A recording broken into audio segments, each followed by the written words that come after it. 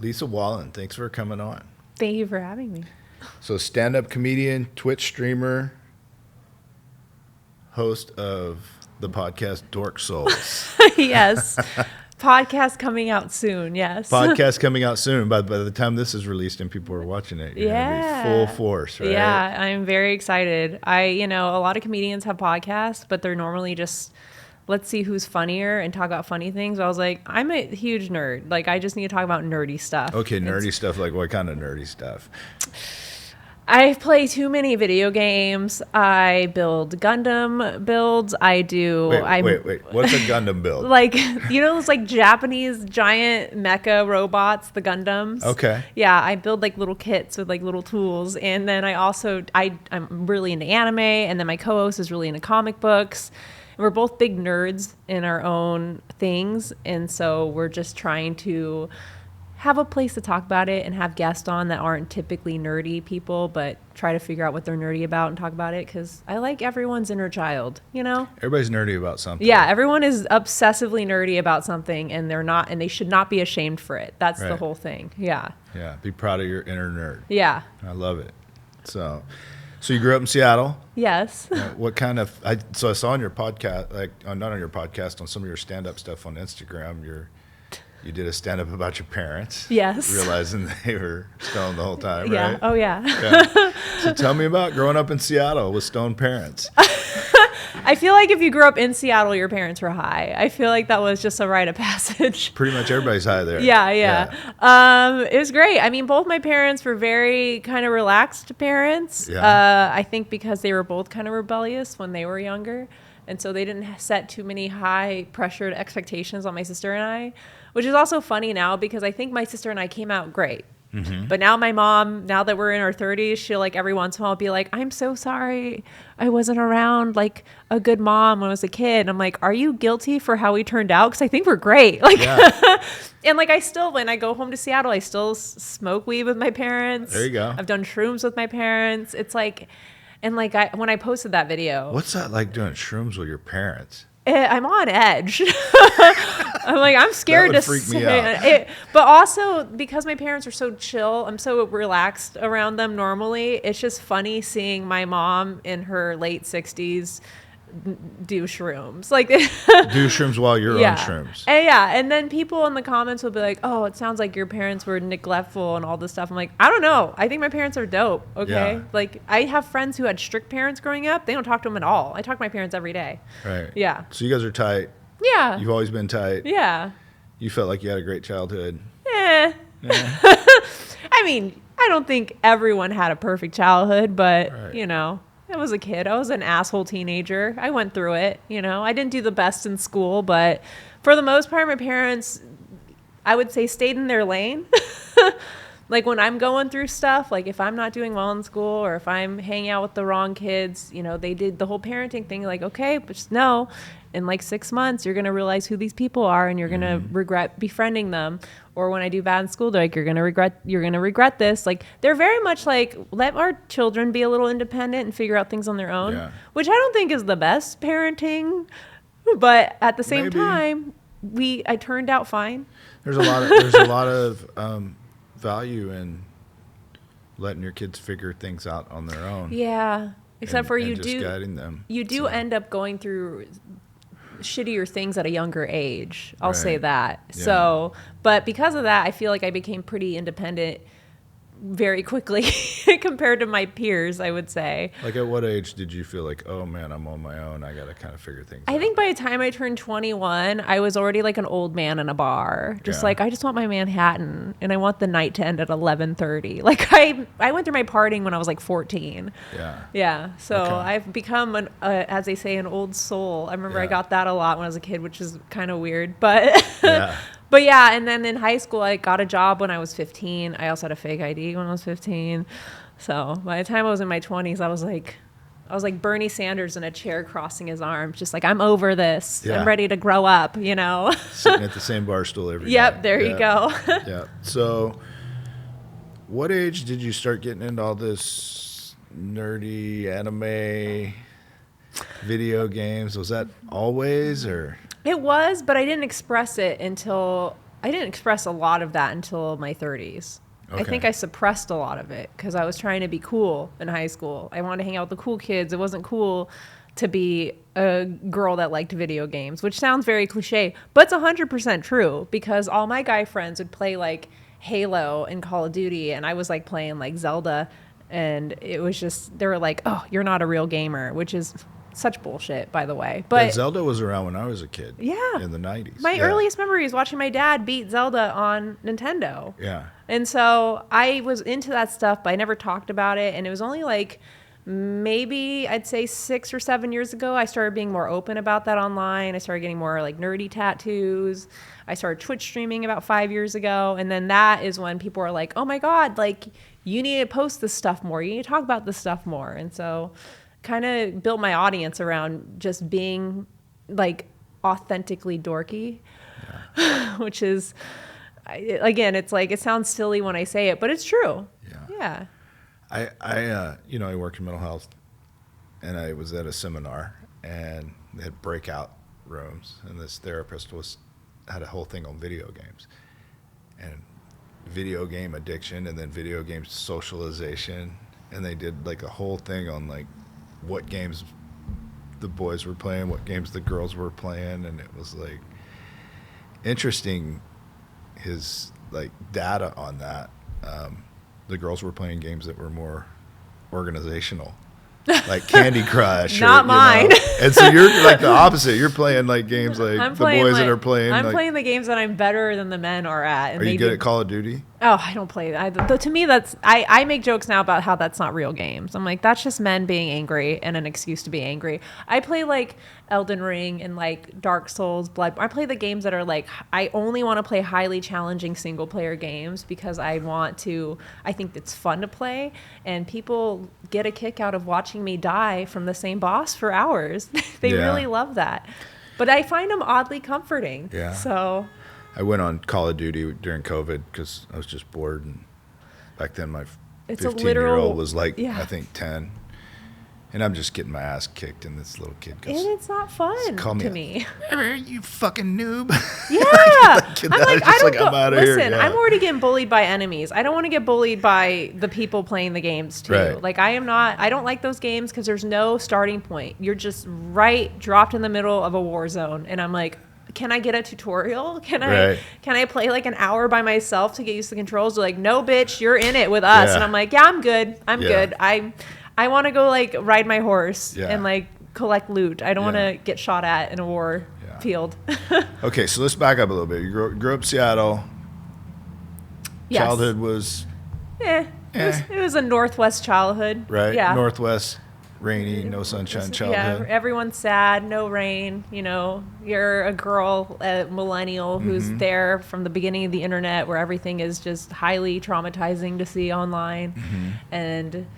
again, we're being a millennial. Now we're at the point where like we're never going to own anything, so that's cool. But now we're starting to see people actually take care of their mental health and take care of themselves more. We didn't have any of that when we were kids. We had to learn that now. Would you say your generation it's more acceptable to talk about your mental health, like the millennial generation? I think they should be. Yeah. I am, and that's also primarily because I have a little bit of a younger audience. I still think there's a lot of millennials that are hesitant about it because they've passed we are grown past we didn't have TikTok in our 20s. We didn't have people talking about ADHD and making content off of OCD.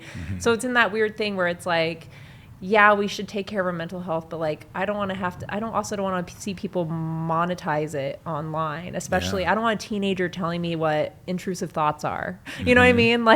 But I'm very open about my mental health, and that came along with being open about video games and other things. It's just that I just decided to just be more of a vulnerable person online instead of someone who's just trying to make jokes all the time. Yeah, so you talk about it online.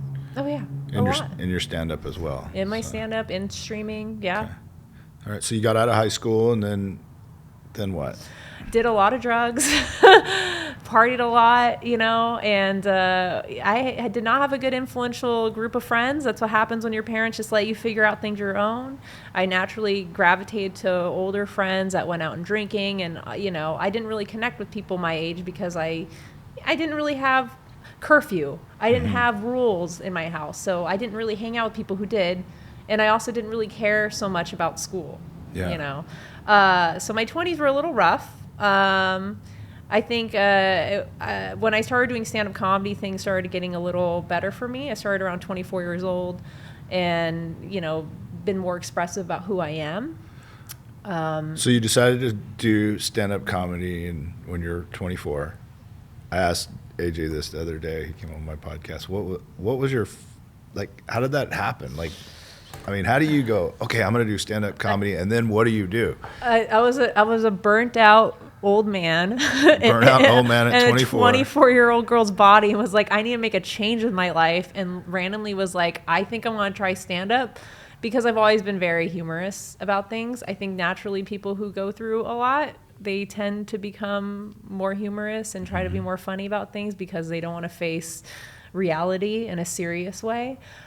So when I started doing stand-up, I wasn't as open as I was now about my mental health and like all my video games and stuff. I was just trying to crack jokes about working in retail and doing drugs, you know, and then people are like, hey, when you trailed off your joke, you started talking about this thing that was a little more serious. You should make jokes about that. And then that's when I started developing more of an authentic routine.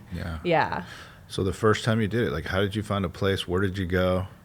What did you do? Who'd you talk to? I did a stand-up comedy class. I call it a class because you literally showed up and they were like, by the way, we're going to do an open mic in 2 weeks, so write a set. I was like, did I just pay you $100 to tell me to do what I already did? And they're like, yeah. And honestly, it was a ripoff. But so did you do an open mic before the class? No. Okay. But we all did the open mic. We did like a 5-minute set each, and it was good. It wasn't terrible. How many people were there?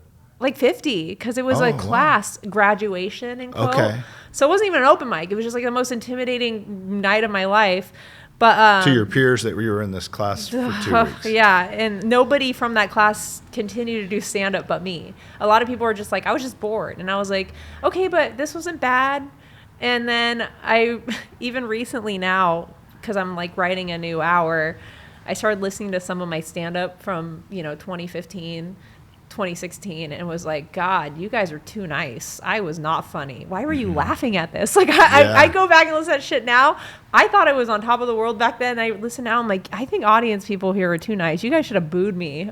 I was not a good writer. Like, but still, don't you think you're like more critical on yourself with yourself, right? Yeah. Like, I was talking to a guy that is coming on my podcast next week. He goes, I hate when I say filler words. I'm like, and I speak with this guy. Like, I spoke with him yesterday at the school district. Like and and stuff like that. But just stuff we all say. Yeah. And I'm like, you sound natural. Stop beating yourself up, and you don't want to sound like a robot anyway. Like, so. people will edit out. Can you edit out the likes and the ums and the It's like, no one's going to notice. Right. Unless you say it every other word, then yeah, you should probably stop doing that. But it's okay to make a little bit of a bump, you know? Okay, so you do this class. It's open mic. Then what? And then I just continued to just do shows. I was working overnights in a grocery store. And this was in Seattle? This was in Seattle. Well, I'm from Kent. I just say Seattle because, people don't know. If I say Washington, they say D.C., so I just say Seattle. I just continued to do shows and open mics. I would work my 12 a.m. to 8:30 shifts, take a 4-hour naps, just run all my energy through the day, do a show and open mic, and then show up to work. It was a nightmare sleep schedule. I was not healthy. And then eventually I got a new job just so I could do stand up, and took a huge pay cut just so I could do stand up.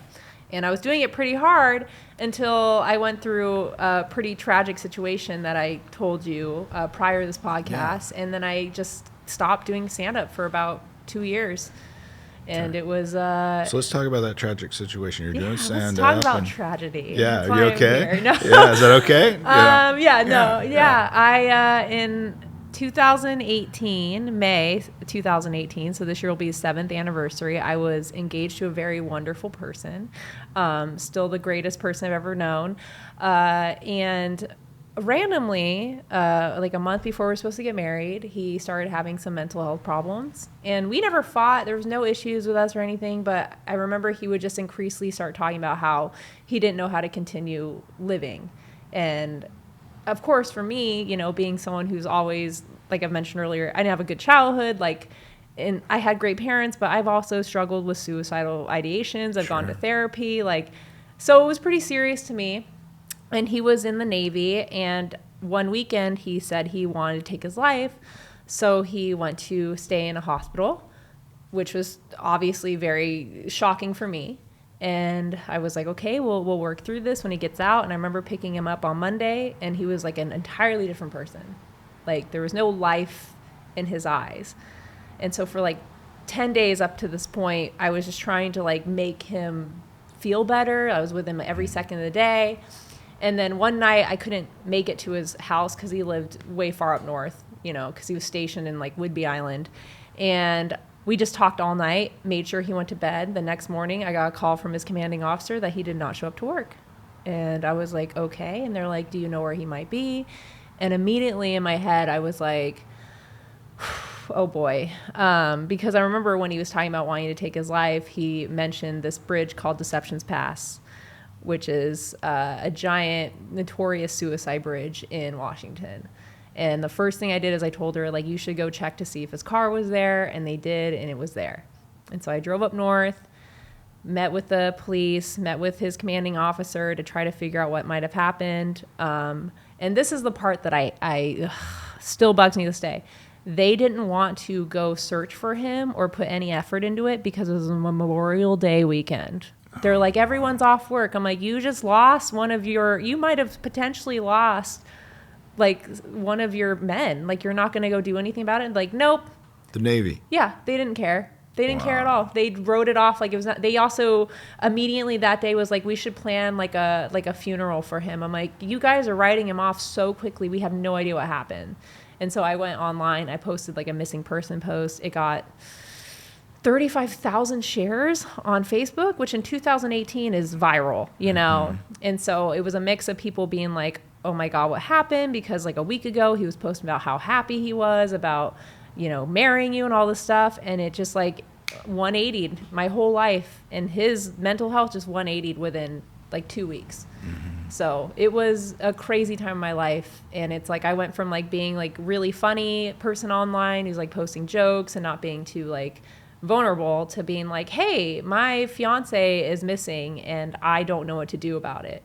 And so they, a couple days later, they found his computer with a suicide note, and that's 7 years now. There's been nothing since. There's been no evidence of him missing. There's been nothing that might have potentially, you know, hinted that he jumped off the bridge, but it's pretty obvious what happened. Yeah. So it was a crazy part of my life. So what happened online? You kind of mentioned some stuff about that before. I hate the internet, man. Yeah. I hate it because it's like no one knows how they're going to deal in a situation like that. It's like when you hear about a mass shooting, everyone's like, well, if I was there and I had my gun, I'd take care of it. It's like, you don't know how you're going to be until you're in a situation. Like, you might have this idea in your head how you're going to react and how you're going to protect yourself, but you don't. And so I'm online trying to, you know, come up with like rescue parties for him. I had to pay thousands of dollars to get his car moved because he had no family in Seattle. And on top of that, I had people being like, well, this girl has a GoFundMe. She's stealing all the money. Or what if she killed him? What if she drove him to suicide? Because like there's no evidence of him dying. And since you're a woman on the internet, they're going to attack you anyways. And so I'm like traumatized trying to figure out what happened to my partner, what led up to this point, while people are like telling me to go kill myself, posting my job and my address online, harassing me. Every post I made was just men in my comments. And like, now that I talk about it in a more funny way, because there is some situations that happened during that were kind of funny. Like one of them was my own friends. I'd be like, hey, if you want to help me out, just get these people to leave me alone. Right. Because eventually I'm going to come back to stand up. And I don't want the internet to be filled of like, did this girl kill her fiance? And so we got like all these Reddit posts taken down and like Facebook posts and all this stuff. But one guy specifically kept harassing me from Twitter. And one of my friends saw that his Twitter was linked to his Facebook and sent all the screenshots to his mom.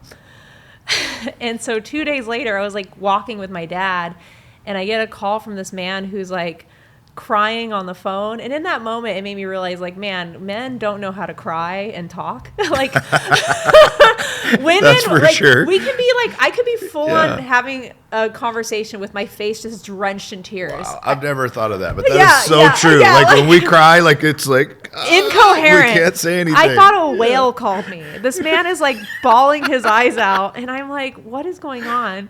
And he was just like, I just, sometimes I just get ahead of myself. I don't realize there's like a real person behind that. And like, God, my mom, she's going to kick me out and I need to get a job. And this is the thing that made me laugh is that like, how old do you think this person sounds? Mm-hmm. Like 17, 18. This was like a 50-year-old man. It's one of the guys living in his mom's basement on the couch. It was that day that I just stopped taking harassment on the internet seriously. I'm like, of course you attack women online because you're like a 50-year-old man living with your mom with no job. Yeah. But I was also so emotionally exhausted. I just said, hey, buddy, just leave me alone. That's all I said. Just leave me alone.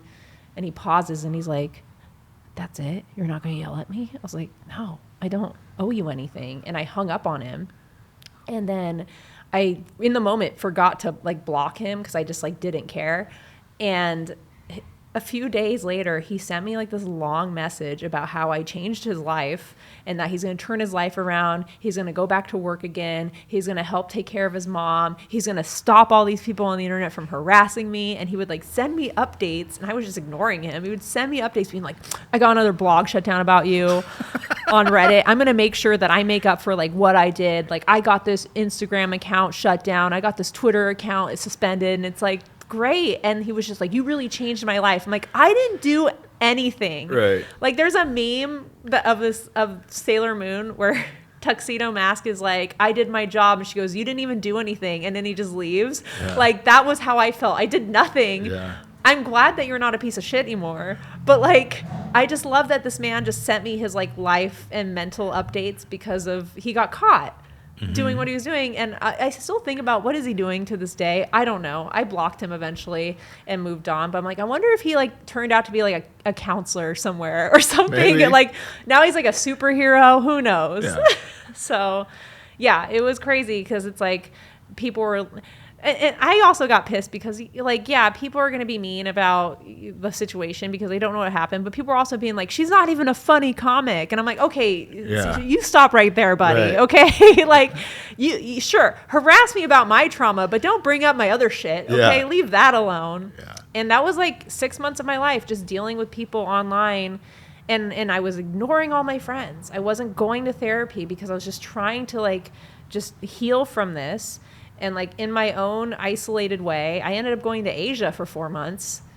I just fucking left. I was like, I told my mom and dad, I was like, hey, I'm going to go to Japan and Korea and Taiwan, and I don't know when I'm coming back. And they know that my mental health is at an all-time low. And my mom was like, are you going to kill yourself over there? I was like, no. And they're like, okay, can we come for like 3 weeks? And so they came out for 3 weeks. They saw I was doing fine. They went home and, bless their heart for not obsessively, trying to connect with me and talk to me during that time. They just, again, let me deal with it in my own way. And I ended up not enjoying the trip at all. I couldn't even get myself to be happy. So I ended up taking another 4-month Asia trip the next year to make up for it. It was. So those 2 years were just dark. You just. I don't. I barely remember them. Yeah. Like I'm looking at my old notes and like my old journal entries to kind of like write material around this.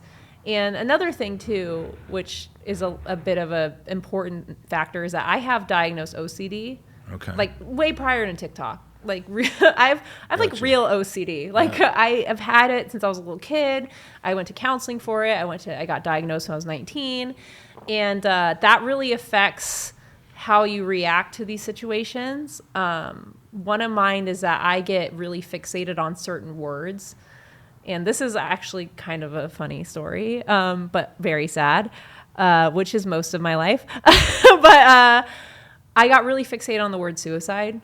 And I couldn't read about it. I couldn't even hear the word. Like, obviously it was following me everywhere. I ignored every sign of it. And right after I lost my fiance, my cat died. And I was like, oh my God, did she kill herself? Like, that was where my brain went to.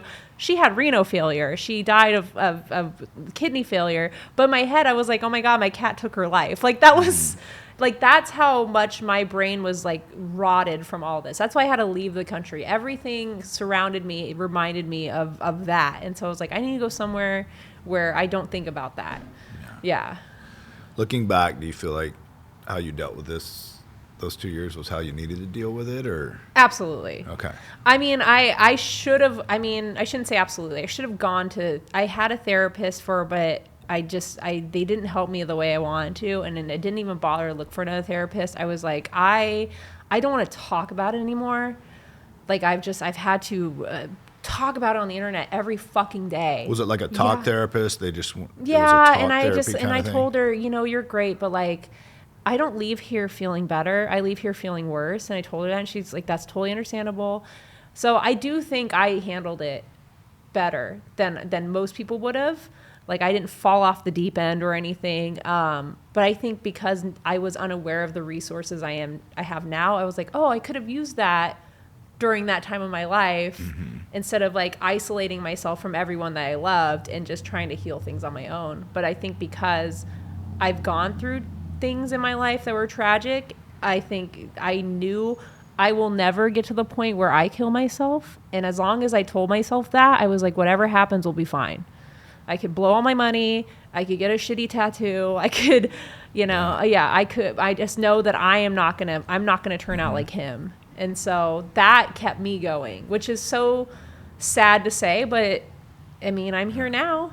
Did you have anger towards him or more sadness or? No anger. Okay. I know that was like a big factor. And I also would get really offended from people when they were like, are you mad at what he did? I'm like, that wasn't him that did that. I read that note. That was not my fiance. That was something that took over him.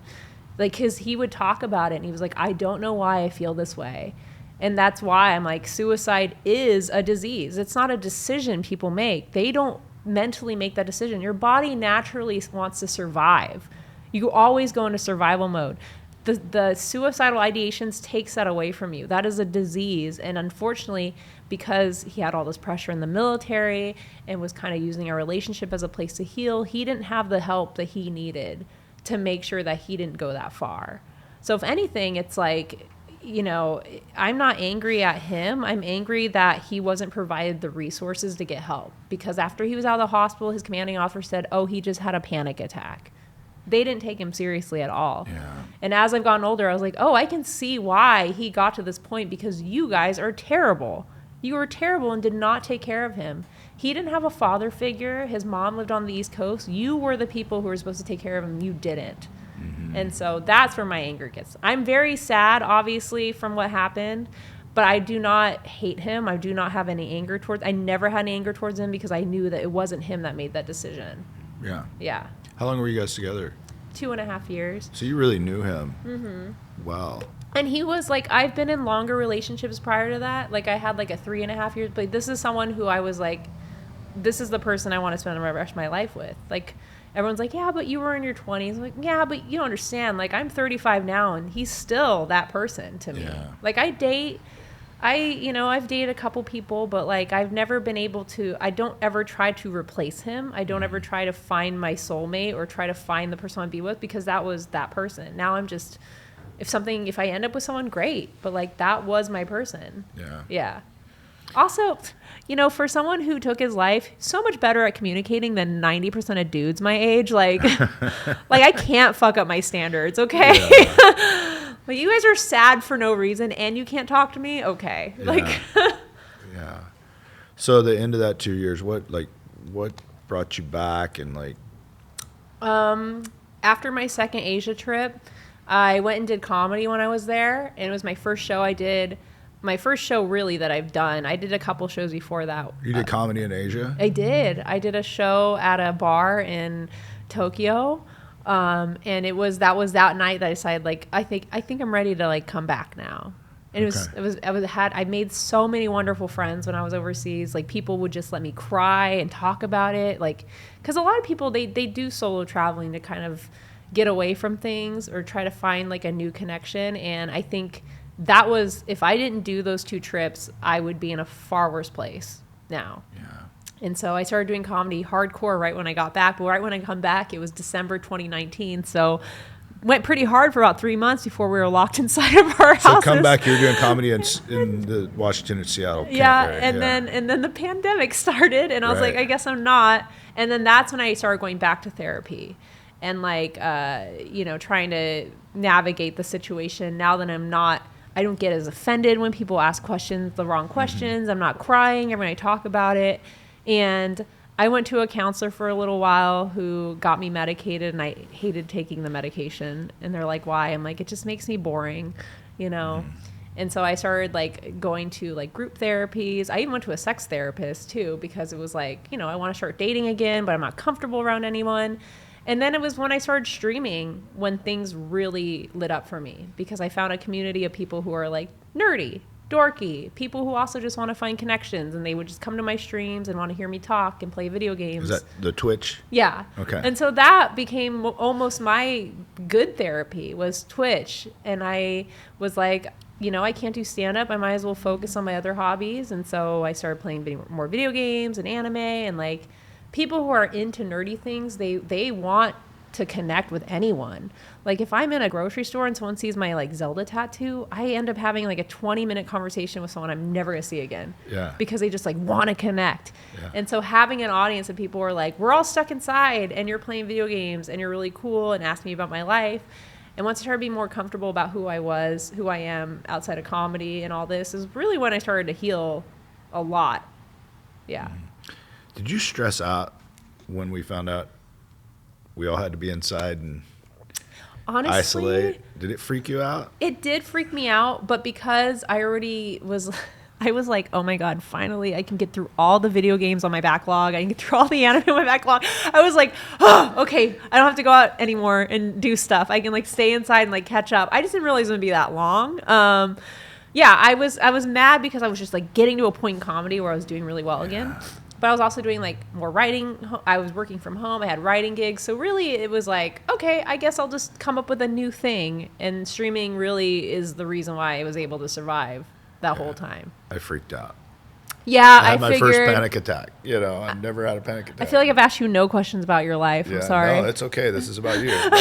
You're my listeners know everything about me. when I was sitting there watching TV and the NBA canceled, I had to walk outside. I couldn't breathe. I thought I was having a heart attack. Yeah. I was like, what am I going to do? A lot of the more extroverted people struggled, but even though yes, socially I'm very good. I love doing stand-up. Because I wore myself out partying at such a young age, and kind of got rid of all those friends, all those people I partied with, because they weren't around when I went through this. When I lost my fiance, their only solution was let's get drunk together. Sure. I was like, yeah, I don't think so.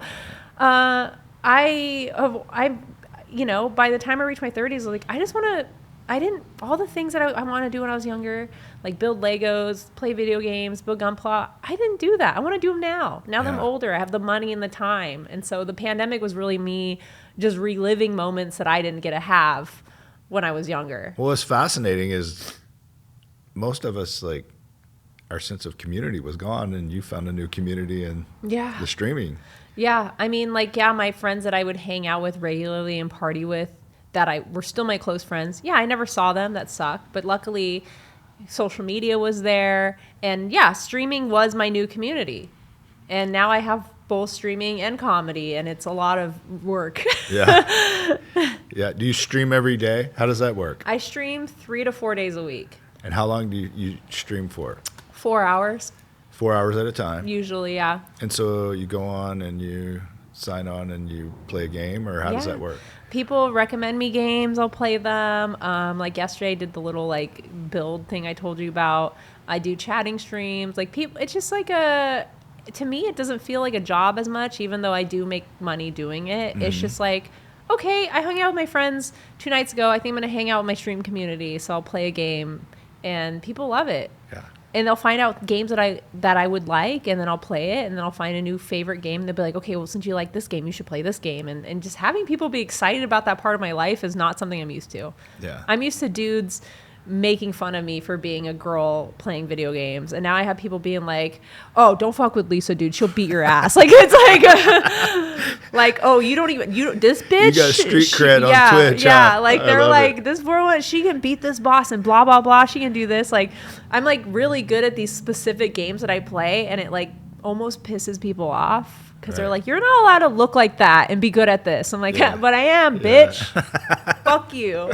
I love it. So what? All right. So you start streaming, and so it opened up some avenues for you. It did. I started working in gaming stuff more. I got a job for a few years as a content producer at an esports company. I've done like script writing for random streams. I've done game journalism. Like once people saw that there was someone in gaming that also was a personality and did stand up, it's like those opportunities came, because a lot of people who play video games are not really personalities. Yeah. They're just, this is a thing that I do because I don't want to talk to people. Me, it's like, this is how I want to connect with people, is through this thing. Yeah. And so opportunities started to rise, and then I'd say I got my dream apartment in Washington. I got my dream job. It was amazing. And then I was like, something in my life is still not making me happy. And obviously a lot of that stems from trauma and PTSD. But what it was is that as much as I love Washington State, it just reminded me of all that pain. Yeah. And I could not escape it. And because what happened to me was so public, everyone I knew would almost treat me like an injured animal. I mean, I'm sure people who've gone through trauma can relate, but once you get to a point where you start to heal and you start showing your face more, people are like, oh my God, Lisa, it's so good to see you. And it's like, shut the fuck up. I'm here to tell dick jokes. Like, let me do my, like, and it's just like, and I remember I would like post a joke on Facebook and people would be like, oh my God, it's so nice to see you back in comedy. I'm like, just fucking laugh at it. Like I would get frustrated with how this shit would follow me years later. Yeah. It's post-pandemic. I'm clearly doing good, but yet people are just like, if I would make a joke about dating, or like I went on a date with a guy and blah, blah, and they'd be like, oh, I'm so happy to see you're dating him. Like, can you just laugh at the joke? And it just got to the point where I'm like, I'm tired of having this thing follow me. And as I worked in gaming more, I found more friends in that community. And so I ended up moving here in Los Angeles about a year and a half ago. Oh, it's been a year and a half. All right. So post-COVID, you moved here. I moved here 2023, June 2023. So, yeah, about a year and a half now. Okay. Because I was like, I just need to be around more people in the creative field, more people who are like my age and like single. That was a big thing because it's like, because I went through a tragedy and lost my fiance, I'm essentially widowed, you know, most of my friends are married and have kids. I didn't really have much to relate to them. Like hearing my dating adventures and woes was like their entertainment almost. And I have a few friends that are like divorced and kind of in the same boat, but it's like I felt a little less related to all the people I grew up with. So I moved here to be closer to my nerdy friends and to not be surrounded by that pain. Like every time I come home, I still like, if I drive to like my old coffee shops or if I go up north, like I still think about all that, you know? Triggers you. Yeah. Yeah, because like the day I lost him, I drove from Covington, Washington to Whidbey Island, 3.5 hours on I-5, or sorry, the 5. People get mad when you say that. Yeah, it's I in all the other states. In California, it's the. It's I-5 to me, okay? Yeah. It will be forever. Yeah. I still think about it, and I'm like, oh, this is where I pulled over and bawled my eyes out, blah, blah. Pain doesn't really leave you like that. It just doesn't. Like, my parents, like when they drive, like my dad, when he drives by his parents' house, even though his parents died 20 years ago, it still triggers something in him. And that's just what it is. It's like nostalgia, but bad. Yeah. So, you know, this podcast is a lot about mental health and, you know, people that have struggled with addiction, mental health issues, mental health diagnosis. And you said you were diagnosed with OCD. Oh, yeah. At 19. What's that journey been like? I have to avoid the internet because of the amount of misinformation around it. Oh my gosh. Like people being like, my intrusive thoughts came in, I dyed my hair red. I'm like, that's not intrusive thought. That's an impulsive thought. Right. An intrusive thought is I'm going to go run out in the middle of traffic and jump off a cliff. That is an intrusive thought. I've always struggled with that when I was a kid, because when you're a kid, you're not socially aware. So like the intrusive thoughts I would have and the bad things that I would think about were very vocal. Is there an event that kind of led you to like being diagnosed? No. How did that go down? A lot of it has, and my parents are aware of this, not having structure growing up is a big factor of it, because I crave structure and organization in my life. When you're like, girls love more organizing game. Naturally, that's what we are. Not having a structure growing up really affected how my brain developed, because there was no discipline. Like, yes, I would get in trouble sometimes. I'd fight with my parents. But in the end, it was like my sense of time and perception was chaos. And because of that, I would get really fixated on things, because that was my way of controlling situations, of being like, I would get really fixated on a word or a character, and I would write it down obsessively.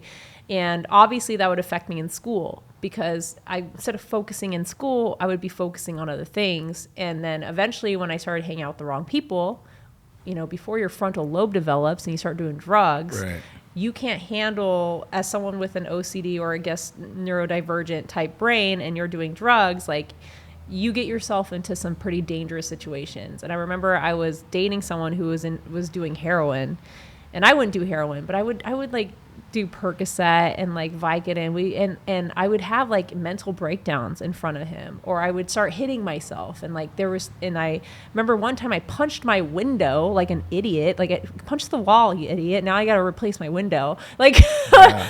And I would just tell my parents, like, I don't know, like it was almost like how my fiance was like, I don't know why I feel this way, which was what was really triggering for me when I lost him.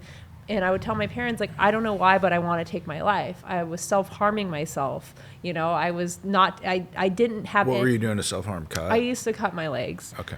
Luckily, I have a lot of tattoos. Yeah. And these are things that I'm very open about. And so my mom was like, we got to get you into therapy. We got to get you into counseling. This is teenage years. Yeah. I went to counseling when I was in elementary school, because I would cry all the time and I would swear, and I would have like almost like Tourette's type episodes, but they weren't. It was like me not knowing that I had this issue in my brain where I can't handle my intrusive thoughts and my hyperfixations. And so now when I see like all this OCD stuff, it just makes me so mad, because I'm like, you guys are so, like, I get now everyone wants to be more open about their mental health, and I respect people for doing that, but it's like there's so much misinformation back there. Like all you can really do is talk to a professional. And so I got diagnosed when I was 19. I took medication for a while. When you got diagnosed, like, what was that like? Do you remember, like, somebody telling you had this, and you go, "Oh, does that make sense?" Or did you? I first got with diagnosed with manic depression, and I took Celexis for that, and I hated it. And I was like, I don't think I'm manic. I'm like, yes, I have manic episodes, but like this is something that is affecting me every day. And so they gave me like these tests, like I had filled out these like surveys, and then they gave me like I forgot what kind of test it was, but I had to respond to certain things. And they were like, we think you have obsessive compulsive disorder. And they were like, because you don't want to take medication, these are things that you can do to help yourself, feel more control. And mine was, I have this weird fear of forgetting things. Like I still have it. So I write everything down. Literally everything down. I have thousands of notes on my phone, and that's actually how I started doing stand-up comedy, because I'd write things down and be like, some of this shit's funny. Yeah. And so I would just read my like entries on my phone, be like, this is something I wrote down the other day that I turned into a bit. And I've never not written down every thought since. I write everything down. I do a schedule for myself every single day. My apartment is color-coded. My apps are color-coded. I've learned to, instead of hyperfixate on things that, are making me, insane, or making me feel like I have no control in my mind, I would manifest that into having like, okay, color coding things make me comfortable. Making lists makes me comfortable. Writing things down. That's why I'm like, it's really important to have some sort of journal for someone who does have a mental illness, because in the moment you're not thinking right. And if you write it down, you read it later on, you're like, oh, that really helped me. Or you can make a dumb joke out of it. And so losing my fiance was so triggering to me because it's like my fiance also struggled with OCD, and his was more like he struggled with perfection. Like he had to be perfect in everything. He looked perfect. Like he was like, I have to eat right. I have to work out every day. I have to get this amount of sleep. Like he was very like on top. He's a military guy, you know? Yeah. And because of that, he lost control of that. The minute something in his life deviated out of his structure, he couldn't handle it and he took his life. And so I read to my newest therapist now, his suicide note recently. I've never read it to a therapist before. And he was like, a lot of the things that your fiance says about himself in this, his name was John, but I still call him my fiance because, you know, it's just what I'm comfortable with.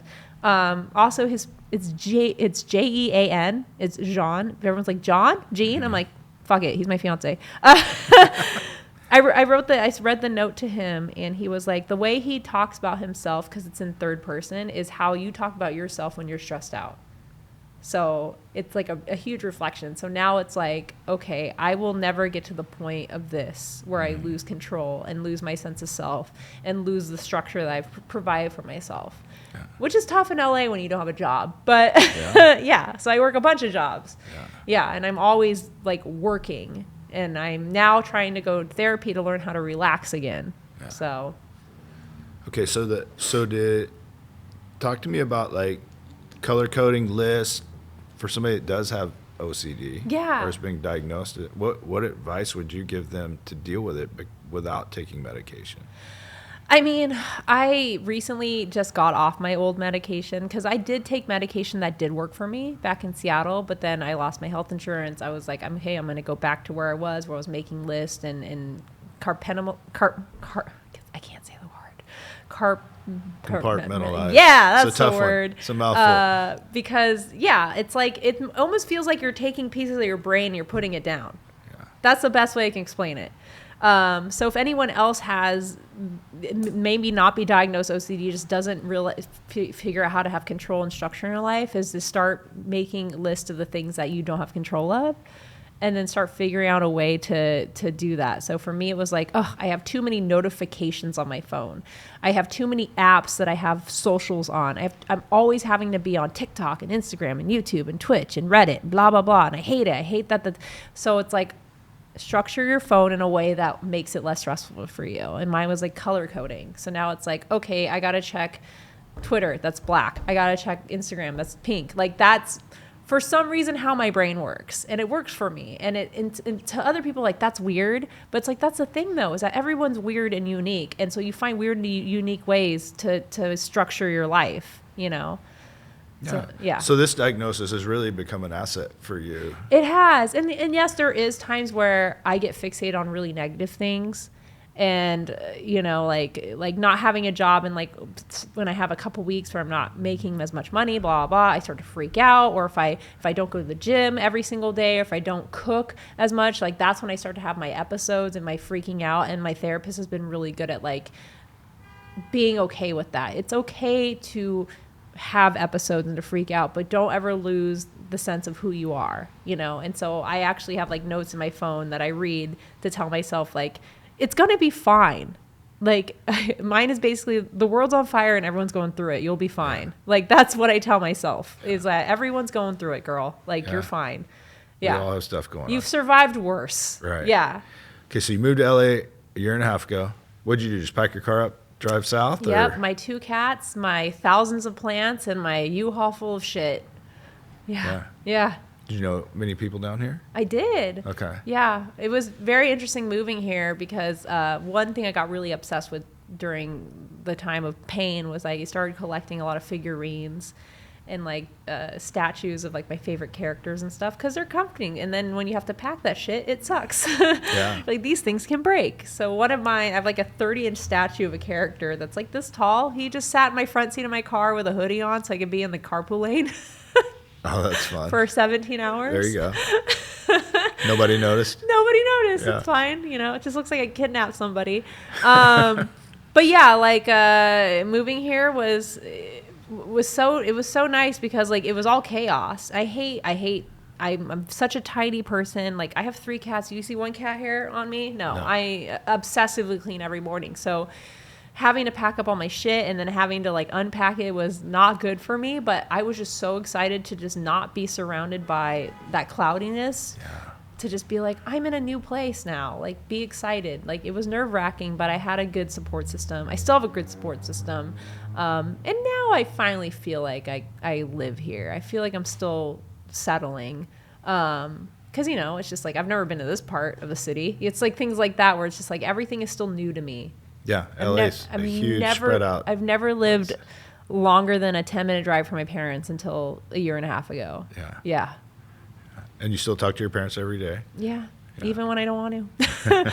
They'll call me and tell me what TV show they're watching. Cool. Like, they're now that they've gotten older, they've become a lot more like loving and a lot more like my mom does feel this weird guilt, and so does my dad, about being not the best parents. But in my opinion, like, you guys were fine. Mm-hmm. Like, we had big blowout fights. I've ran away from home a couple times just for 10 hours. Like, it was like they would be like, we're not gonna call, she'll be back. She needs to eat. Like, she's like, yeah, you guys parented me in a way because both of your parents were just awful and abusive, and you didn't want to put that on. I will never hate you guys, but also stop apologizing, because it makes me feel like I should feel bad about where I am in my life. And my mom's like, okay.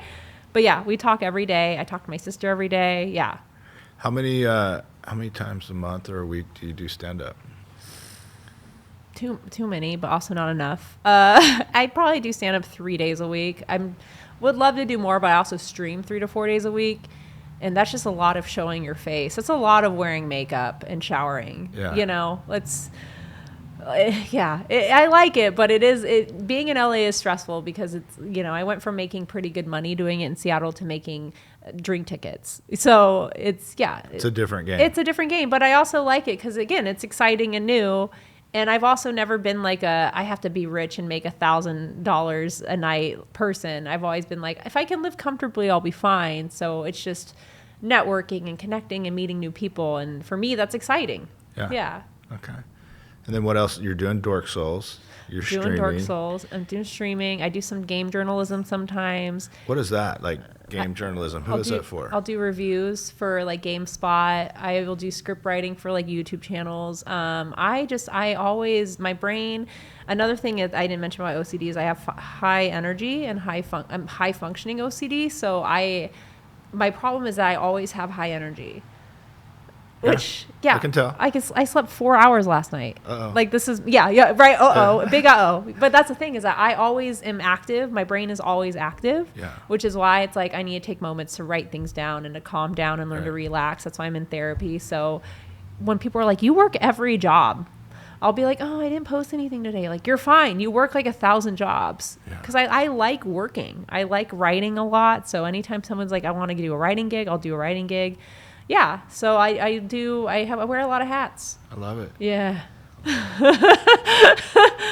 So last question. You've been through a lot, and you seem like you've pushed through a lot and overcome a lot.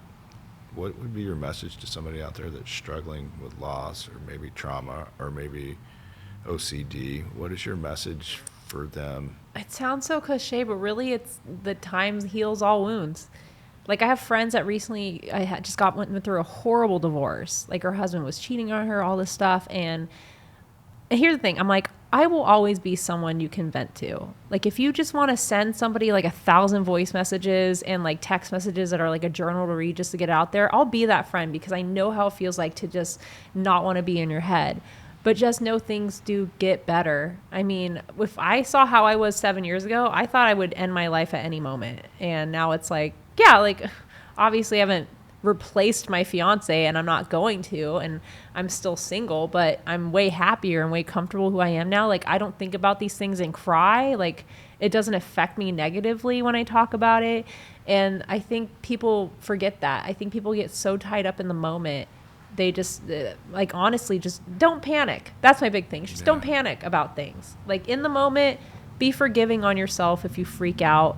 Be forgiving on yourself if you're not doing good mentally and like you say the wrong thing to somebody. But just know eventually things will be fine. People forget.